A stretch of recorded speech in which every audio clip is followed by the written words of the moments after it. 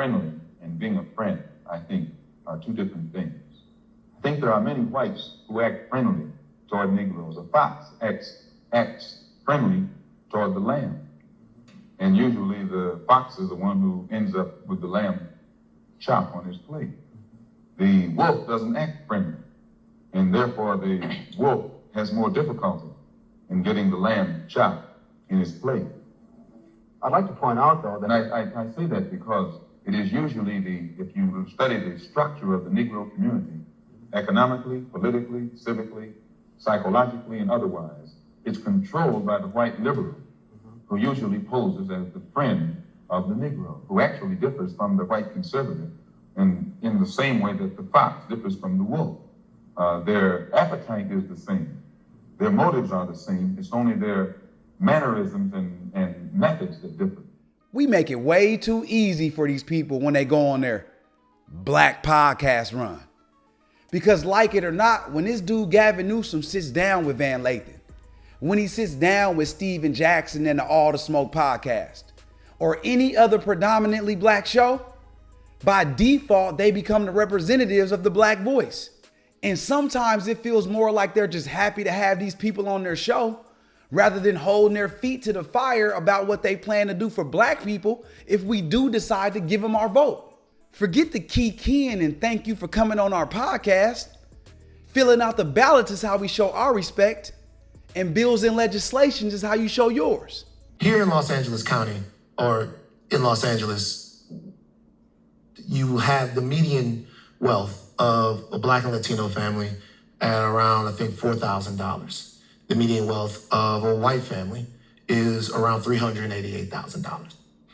If not for a fundamental systemic racial issue, these disparities exist everywhere. I can point them out. We've talked about them here on the podcast. In Boston, it's $8 to $285,000. In Baltimore, it's $80,000 to $0 worth of wealth for Black people.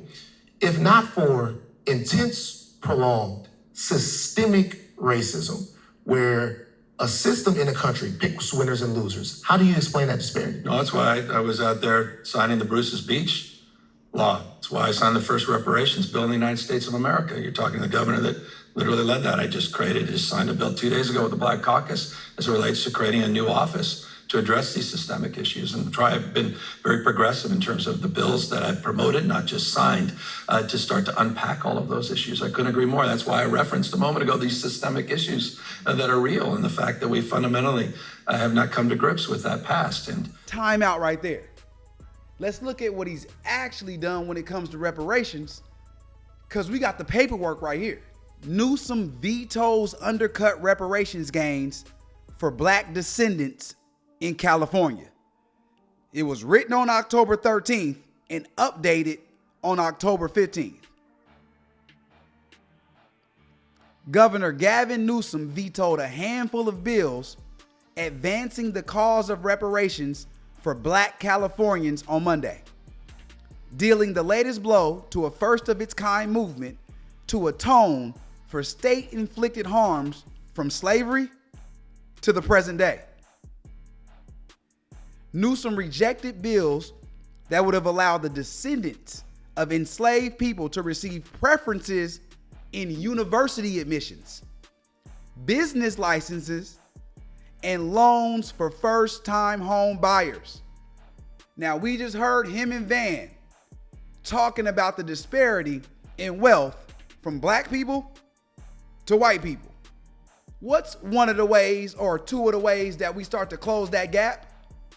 One of them's education, right? So what did he do, y'all? He vetoed a bill to receive preference in university admissions, education. What's another one? Home ownership. He also vetoed preferences for loans for first-time home buyers. We all know you get the home, you get the equity in the home, you take the equity out. Now what? Now you have a large lump sum to invest in the business. Now you have a large lump sum to invest in the stock market, and that's how you start to build wealth. Moving on. The governor's veto is more than disappointing. Assemblymember Isaac Bryan of Los Angeles, who wrote the college admissions bill, said in a statement. Don't believe me, believe Bryan, the guy who wrote the admissions bill. While the Trump administration threatens our institutions of higher learning and attacks the foundations of diversity and inclusivity, now is not the time to shy away from the fight to protect students who have descended from legacies of harm and exclusion. In a series of veto messages, the governor argued that the bills were either unworkable or, my favorite, unnecessary or legally suspect. Listen, we can argue till the cows come home if what he signed was doable or not doable, if it was good for us or not good for us. This ain't about if you agree if we should get reparations or not. You might be black and be over trying to get reparations. That's cool. You might be black and believe we should get reparations. That's cool too. Let's not get caught up in arguing over something that ain't got nothing to do with what I'm talking about. This is about this dude sitting up on his podcast and telling you how he's been attacking reparations while at the same time vetoing several bills and doing the exact opposite. If he's gonna tell us everything he did do for reparations, why not tell us everything he didn't do and why? All I'm looking for is transparency.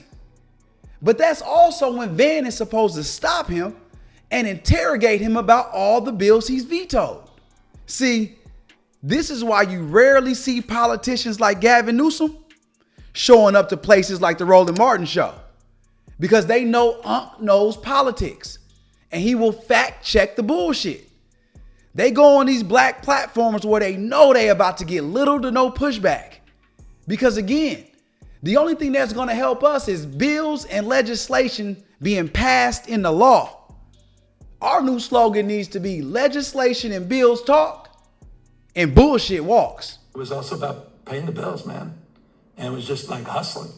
And so I was out there kind of raising myself, turning on the TV, started, just getting obsessed, sitting there with the Wonder Bread and 5 stacks of. Hey, it's like the White Stick Five story.